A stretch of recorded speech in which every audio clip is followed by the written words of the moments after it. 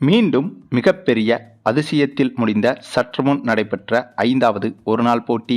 India இலங்கை அணிகளுக்கு இடையே சற்றுமுன் நடைபெற்ற இந்த ஒரு போட்டியில் முதல் முறையாக வெற்றி பெற்ற இலங்கை அணி அப்படியாக வெற்றி பெற்று திரும்பும்போது நடுவர்கள் கொடுத்த அதிர்ச்சி, வெற்றியை கொண்டாடி முடிப்பதற்குள்ளாகவே காத்திருந்த மிகப்பெரிய அதிர்ச்சி தோல்வி. அதுவும் கடைசி 3 பந்தில் 30 ரன்கள் என்ற வினோதமான சூழலில். அதாவது இந்தியா மற்றும் இலங்கை அணிகளுக்கு எதிரான கிரிக்கெட் தொடர் என்பது தற்போது இலங்கை நாட்டில் வைத்து நடைபெற்று வருகிறது. இலங்கை நாட்டில் வைத்து நடைபெறுவதால் சொந்த மைதானம் என்ற அட்வான்டேஜ் இருக்கிறது என்றும் இலங்கை அணிக்கு எதிர்பார்க்கப்பட்டது.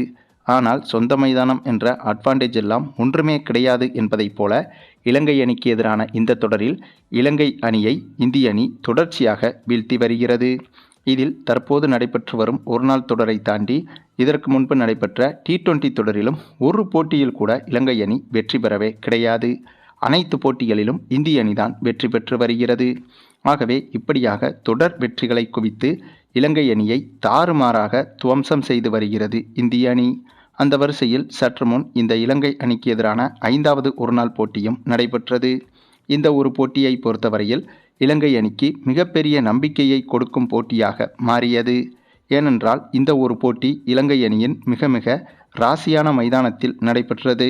இந்த ஒரு போட்டி நடைபெற்ற மைதானம் என்பது இலங்கை அணிக்கு மிகவும் ராசியான மைதானமாகும்.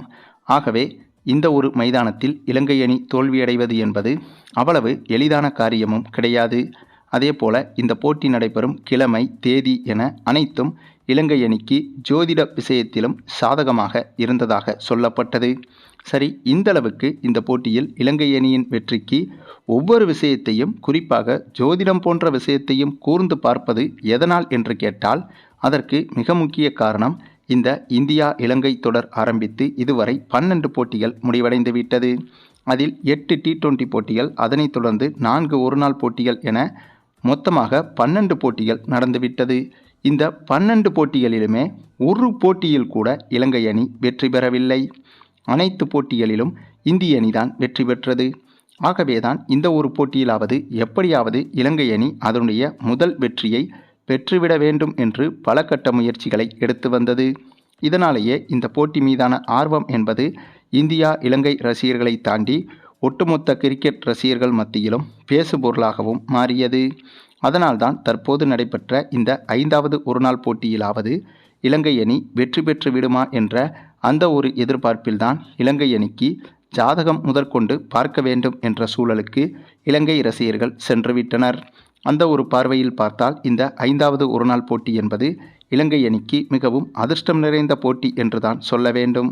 அதாவது ஒரு பக்கம் தொடர்ச்சியாக 12 போட்டிகளில் இலங்கை அணியை வீழ்த்தி இலங்கை அணியின் ப்ளஸ் அண்ட் மைனஸ் அனைத்தையும் இந்த தொடரில் நன்கு தெரிந்த இந்திய அணி அடுத்த போட்டியான இந்த 5வது ஒருநாள் போட்டியில் வெற்றி பெறுமா, அல்லது இதுவரை அரிதினும் அரிதான தோல்வியை மட்டுமே சந்தித்திருக்கும் இலங்கை அணியின் இந்த ஒரு மைதானத்தில் இலங்கை அணி இப்போது இந்திய அணியை எதிர்கொள்கிறது.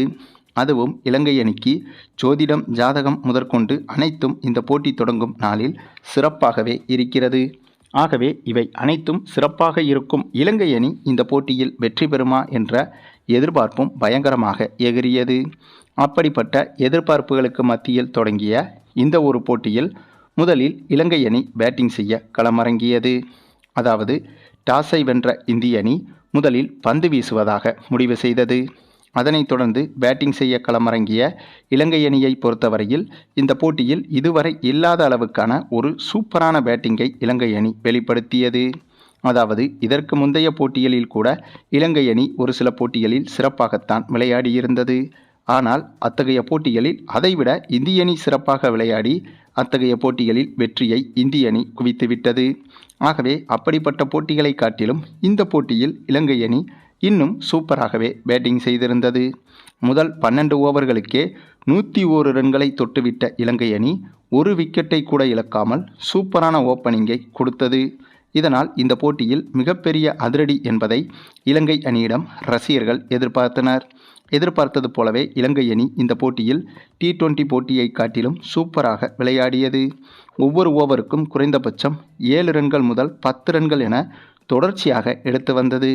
இதன் காரணமாக ஒரு கட்டத்தில் 40 ஓவர்களுக்குள்ளாகவே இலங்கை அணி 350 ரன்களை தொட்டுவிட்டது. அதன் பிறகு கடைசி 10 ஓவரில் இலங்கை அணி இந்த போட்டியில் லேசாக சொதப்பியது. அதன் காரணமாக கடைசி 10 ஓவர்களில் வெறும் 40 ரன்கள் மட்டுமே எடுத்து அந்த 10 ஓவர்களில் மட்டும் 6 விக்கெட்டை இழந்துவிட்டது இலங்கை அணி. இதன் காரணமாக இலங்கை அணி சரியாக இந்த போட்டியில் 390 ரன்கள் என்ற அபாரமான ஸ்கோரை இந்த போட்டியில் குவித்தது. அதாவது இந்திய அணி 391 ரன்கள் எடுத்தால் வெற்றி என்ற கடினமான இலக்கோடு இந்த போட்டியில் களமிறங்கியது. அப்படியாக களமிறங்கிய இந்திய அணியை பொறுத்தவரையில் இந்திய அணியும் ஆரம்பம் முதலே நிதானமாகவே விளையாடியது. இதற்கு முந்தைய போட்டிகளில் கூட 400, 500 ஏன் 600 ரன்களை கூட இந்திய அணி எடுத்திருக்கிறது. ஆகவே இந்த 391 ரன்கள் என்பது இந்திய அணிக்கு மிகப்பெரிய இலக்கு என்றும் சொல்ல முடியாது. ஆனால் இந்த போட்டியில் இலங்கையின் பந்து வீச்சும் சூப்பராகவே இருந்தது.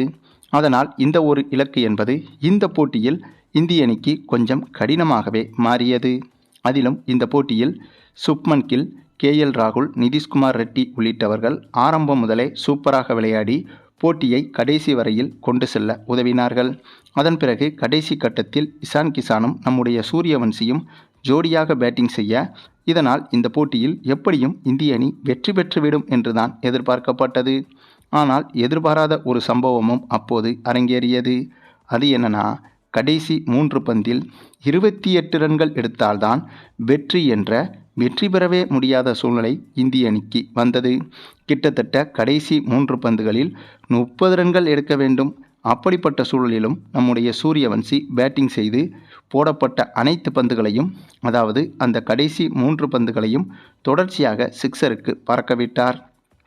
இதில் கடைசி பந்தான 3வது பந்தை இலங்கை பவுலர் நோபாலாக வீசிவிட்டார். பின்னர் அந்த பந்தையும் சிக்ஸருக்கு அடித்தார் சூரியவன்சி. ஆனாலும் இந்திய அணியின் ஸ்கோர் 24 ரன்கள் தான் கடைசியாக இருந்தது. ஆக அந்த கடைசி 3 பந்தில் எடுக்க முடிந்தது. இதனால் 4 ரன்கள் பின்தங்கிய நிலையில்தான் இந்திய அணி இந்த போட்டியில் தோல்வியை தழுவியதாக உணரப்பட்டது. இதனால் இலங்கை ரசிகர்கள், அதாவது இலங்கை அணி வீரர்களும் இலங்கை ரசிகர்களும் வெற்றி கொண்டாட்டத்தில் ஈடுபட்டு இலங்கை அணி வீரர்கள் மைதானத்தை விட்டு வெளியேற தொடங்கினார்கள். இந்த சூழலில்தான் திடீரென நடுவர்கள் ஏதோ செய்கை காட்ட உடனே போட்டி என்பது மீண்டும் தொடங்கப்பட்டது. அதாவது 3வது நடுவர்கள் ஏதோ சோதனை செய்தனர். அந்த சோதனையில் கடைசி பந்து வீசும்போது இலங்கை ஃபீல்டர்களில் ஒருவர் 30 யார்ட் சர்க்கிளை விட்டு வெளியே நின்றிருக்கிறார் என்பது தெரிய வந்தது. அதாவது கடைசி நேரத்தில் இது போன்ற பவர் பிளே ஓவர்களில் முதல் சர்க்கிளுக்குள் ஒரு சில ஃபீல்டர்கள், அதன் பிறகு பவுண்டரி லைன் என சொல்லப்படும் 2வது சர்க்கிளுக்குள் ஒரு சில வீரர்கள் என எண்ணிக்கையில் நிற்க வேண்டும்.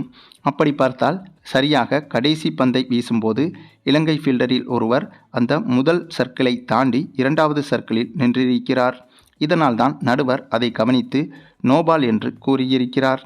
இதை துளியும் எதிர்பார்க்காத இலங்கை அணி மீண்டும் அந்த கடைசி பந்தை வீச, அந்த பந்தையும் சொல்லி வைத்தது போல நேராக பவுண்டரிக்கு பறக்கவிட்டு அந்த 4 ரன்களை எடுத்து கொடுத்து இந்த போட்டியிலும் இந்திய அணிக்கு அபாரமான வெற்றியை பெற்று கொடுத்தார் நம்முடைய சூரியவன்சி. அதாவது இந்த ஒரு போட்டி என்பது கிரிக்கெட் வரலாற்றில் மறக்க முடியாத போட்டியாக மாறிவிட்டது. ஏனென்றால் ஒரு அணி வெற்றி பெற்று வெளியேறிய பின்பும் கூட மீண்டும் அழைக்கப்பட்டு போட்டி நடத்தப்பட்டு அந்த அணி தோல்வியடைந்துள்ளது. அதுவும் கடைசி 3 பந்தில் 28 ரன்கள் என்ற வெற்றி பெறவே முடியாத சூழ்நிலையில் இருந்த இந்திய அணி இந்த போட்டியில் இப்படி ஒரு அதிசயமான வெற்றியை பெற்றுள்ளது. சரி, நீங்கள் சொல்லுங்கள், இந்திய அணியின் இந்த ஒரு அதிசய வெற்றியை பற்றியும் இலங்கை அணிக்கு நேர்ந்த இந்த ஒரு அதிர்ச்சிகரமான தோல்வியை பற்றியும் நீங்கள் என்ன நினைக்கிறீங்கன்னு உங்களுடைய கருத்துக்களையும் கமெண்டில் தெரிவிங்க. மேலும் இந்த வீடியோ பிடிச்சிருந்தா லைக் பண்ணுங்கள், மற்ற அனைவருக்கும் ஷேர் பண்ணுங்கள், மறக்காமல் நம்ம சேனலை சப்ஸ்கிரைப் பண்ணுங்கள்.